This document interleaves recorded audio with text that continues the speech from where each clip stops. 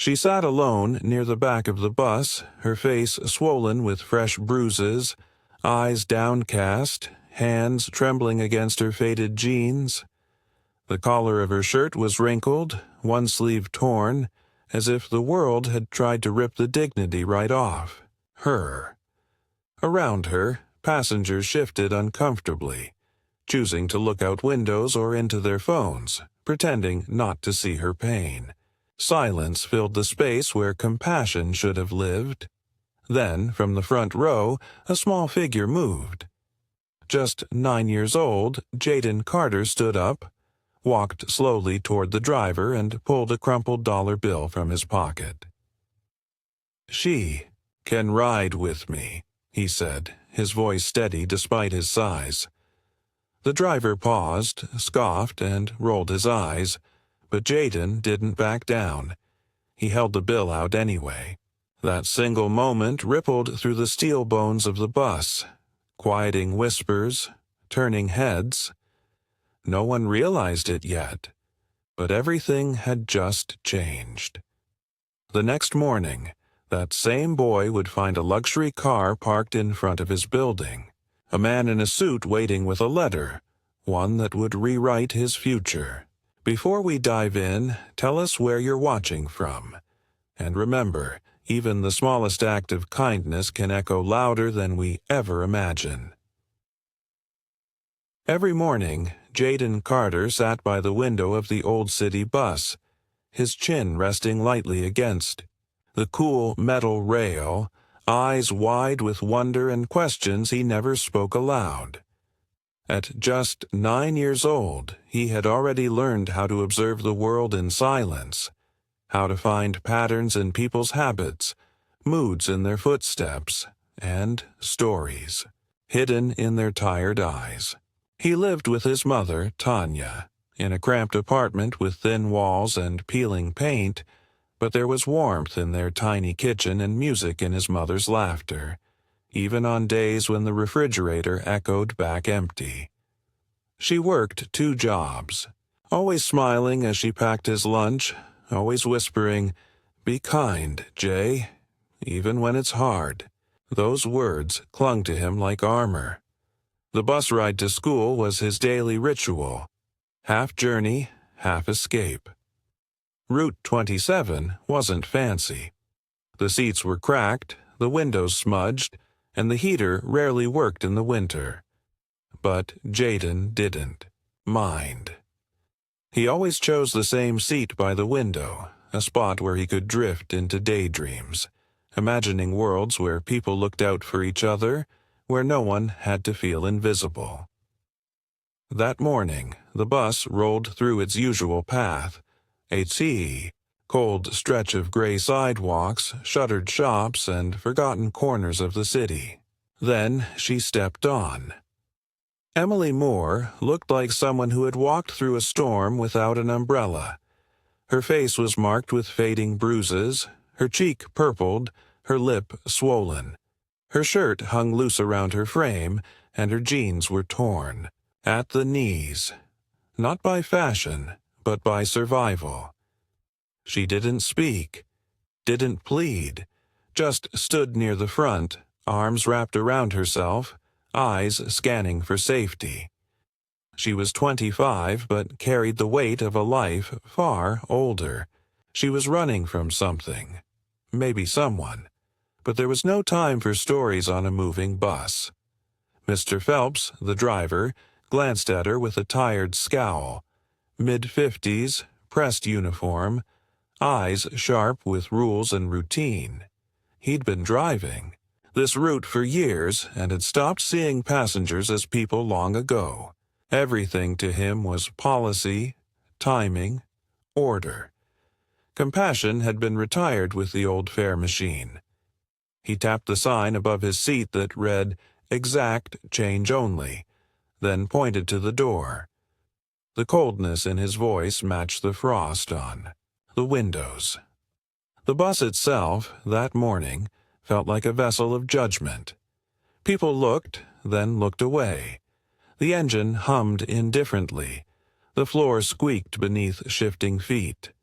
No one moved, No one spoke. Jaden's hands tightened around his backpack strap as he watched the scene unfold. In that moment, something inside him stirred. Not anger, not pity, but a soft, stubborn refusal to let the world keep getting away with being cruel. The boy who saw everything finally decided to do something. And that's when the story truly began. The bus jolted to a stop with its usual hiss of tired brakes as Emily stepped on, her presence drawing instant tension into the air. Her face was raw with bruises. One eye purple and swollen, her lower lip cracked, and her pale shirt stained. At the collar, her hands trembled as she held them close to her chest, clutching nothing but her own arms. She said nothing at first, only glanced nervously down the aisle before attempting to take a step forward. Mr. Phelps, the driver, snapped his arm out to block her. "Fair," he said sharply, his voice slicing through the soft morning chatter, like a blade. The bus fell still. Conversations halted mid-sentence. Every eye turned. Some passengers frowned with pity, others rolled their eyes in irritation, and a few simply stared in silence, as if watching an inconvenience unfold in a show they hadn't paid to see. Emily swallowed hard. "Please, I just need to get to the shelter," she whispered, her voice barely audible. It cracked on the word shelter, as if even that simple need was too much to ask. Mr. Phelps scoffed, shook his head, and leaned back in his seat. "Rules are rules. No fare, no ride. I don't make exceptions." He looked away as if the conversation was already over. Emily didn't argue. Her shoulders sagged in quiet surrender, but her feet didn't move. She stood there, frozen between desperation and shame, while the stares of strangers pressed into her like cold wind. From the third row, Jaden watched it all. His small fingers tightened around the edge of his seat, heart pounding in the stillness. He knew that look on her face. He had seen it on his mother once, tired, cornered, trying not to break. Slowly, almost like it was instinct more than decision, Jaden reached down to his sock and pulled out a folded dollar bill. It was meant for his lunch, tucked there carefully that morning by his mom with a quiet kiss and a hopeful smile. But right now, it felt heavier in his hand than any sandwich ever could. He stood up and walked down the narrow aisle. The bus watched, in silence as the tiny figure approached the front, holding out the crumpled dollar toward Mr. Phelps. "I'll pay for her," he said, his voice steady but quiet. The driver turned, blinking, as if unsure what he'd just heard. Jaden didn't flinch. "She can ride with me." A thick pause settled in the air. Emily's lips parted, a protest catching in her throat. "No, sweetie. You don't have to." But Jaden just looked at her and gently shook his head. The silence on the bus deepened. It wasn't just the lack of sound. It was the weight of what wasn't being said. People shifted in their seats, eyes cast down now, no longer eager to witness. Mr. Phelps grunted, grabbed the bill, and waved his hand toward the aisle. "Fine. Just sit down." Emily moved slowly toward the seat beside Jaden. She didn't look at anyone. She didn't need to. Her eyes were full, not with shame, but with disbelief, as if something inside her was cracking open for the first time in a long time. Jaden didn't say another word. He just scooted over, made space, and looked out the window. Side by side, the smallest soul on the bus had done the biggest thing, and not a single person could ignore it. The bus lurched forward again, groaning under the weight of quiet tension. No one spoke. The usual hum of idle chatter had vanished, replaced by the kind of silence that made every movement feel louder than it was. A paper bag rustled. Someone cleared their throat. But the air was still thick with something unspoken. Discomfort, maybe even shame. Jaden stared out the window, his small frame barely filling half the seat. He didn't look at Emily, didn't ask for thanks. His part was done. But beside him, Emily sat still, her hands folded in her lap, blinking rapidly to keep the tears from spilling. It wasn't just the kindness that moved her. It was the way it had arrived. Quiet, unforced, unconditional. After several stops, her voice broke through the silence like the smallest ripple on still water. "No one ever helps," she said softly, eyes fixed on the floor. Jaden shrugged slightly, not out of indifference, but out of humility. "You looked like you needed it," he replied without turning his head. That was all. No speech, no hero's pride. Just a simple truth spoken by a child who didn't see labels, only need. The bus pulled up to a curb outside a faded brick building with a hand-painted sign that read, "Hope Haven Women's Shelter." Emily stood slowly, her body still aching, but her spirit lighter than when she'd boarded. She turned back to look at him, the boy who'd given her more than a ride. He'd given her a reason to believe again. She lifted her hand in a small wave, but Jaden didn't see it.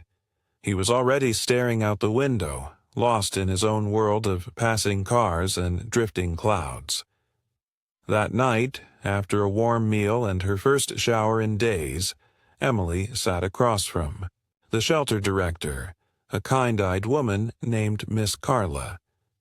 Between sips of tea, Emily recounted the entire moment on the bus, the shame, the silence, and the unexpected courage of a little boy who didn't hesitate.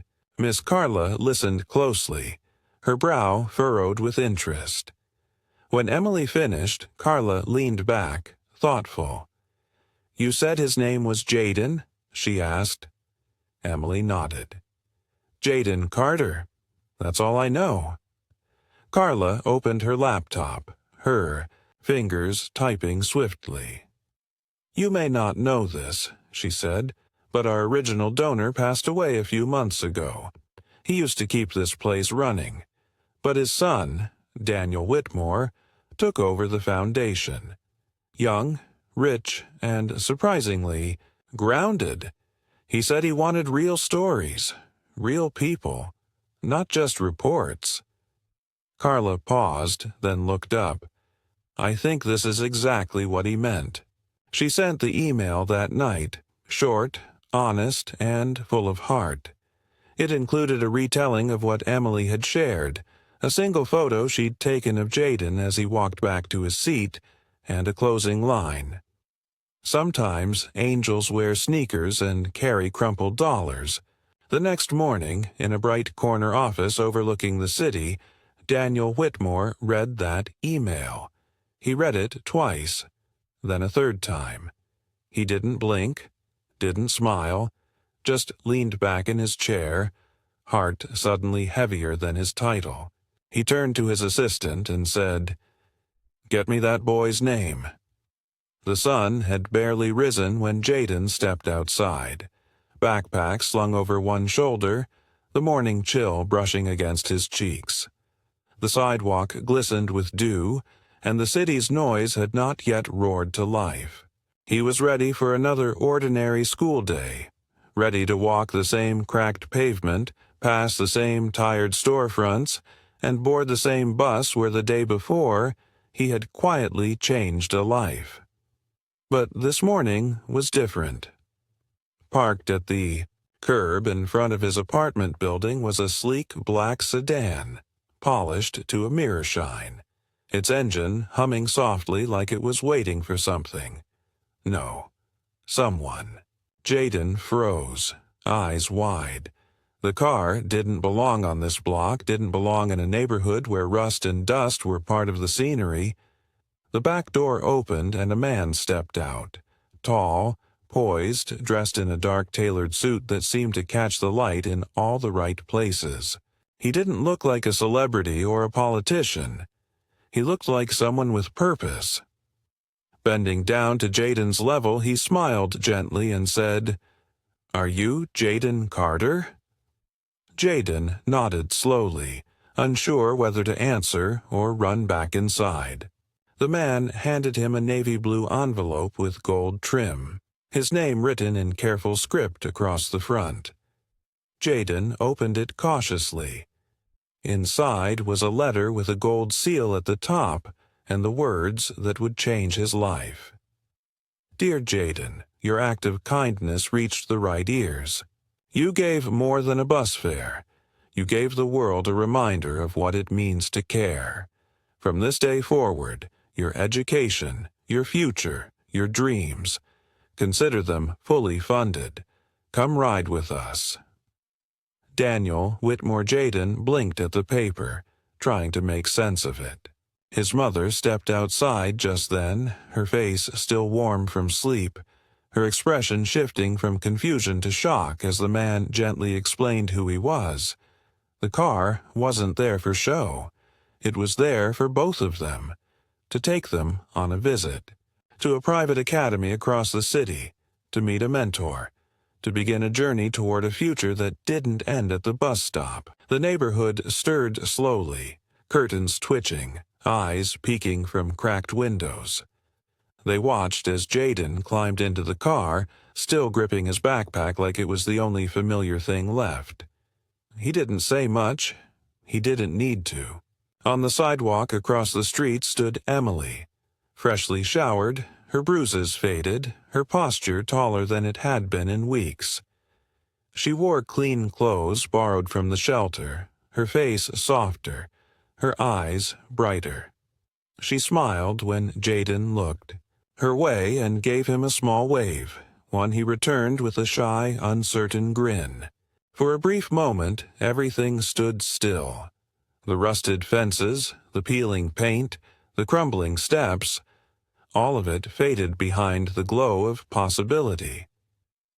Jaden hadn't asked for reward, but somehow, in giving, he had opened a door not just for Emily, but for himself.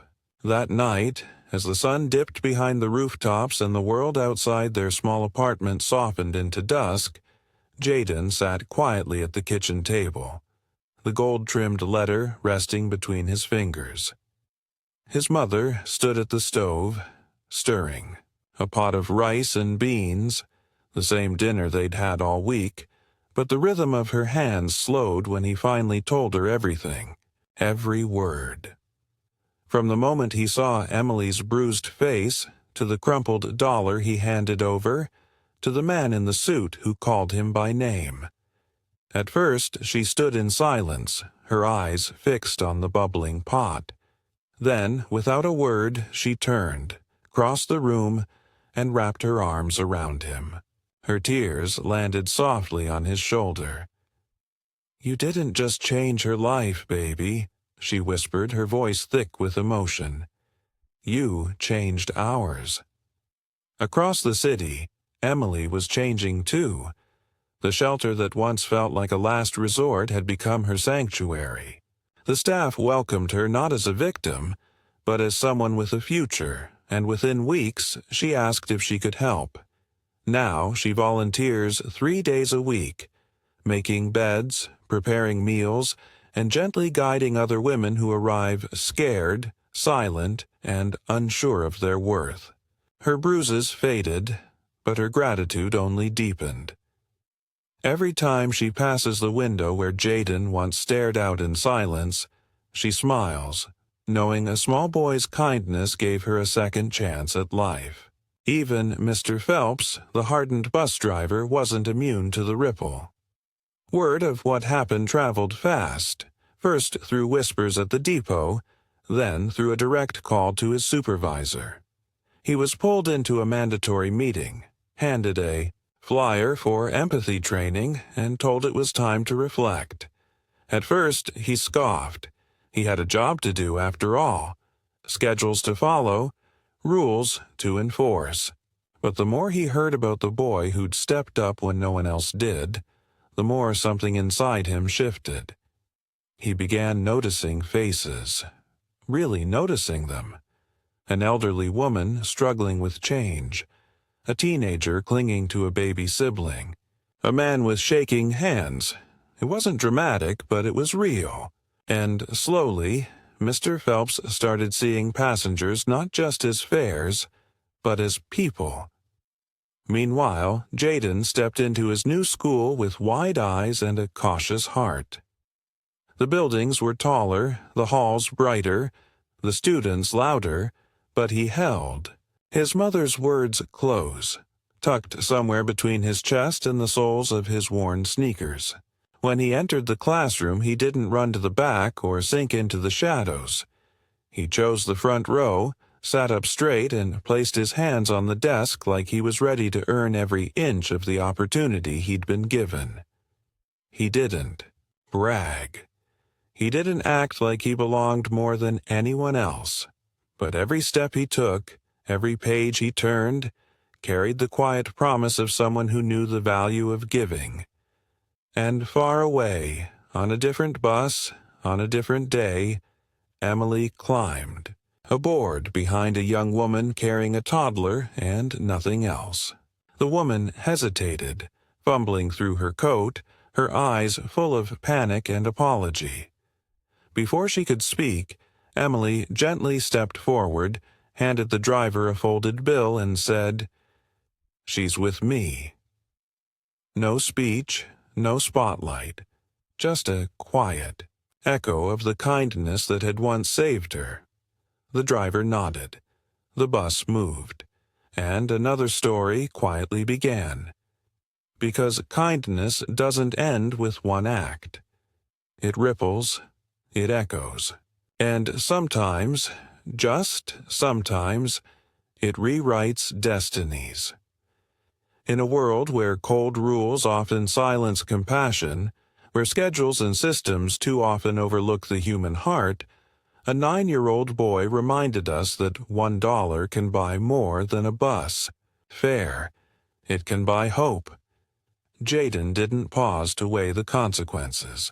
He didn't ask what Emily had done or why she was there. He simply saw pain and met it with courage. He chose kindness without hesitation, without expectation, and the world, quietly and profoundly, responded. A single moment, a simple gesture, echoed across lives, changed a future, healed a stranger, and reminded even the most jaded hearts that goodness still breathes among us. Have you ever witnessed a small act of compassion change someone's day, or even their life? We'd love to hear it. Share your story in the comments. If this one moved your heart, pass it along. Someone out there needs to believe that kindness still matters. Thank you for riding along with us today. More real stories, more real change, coming soon.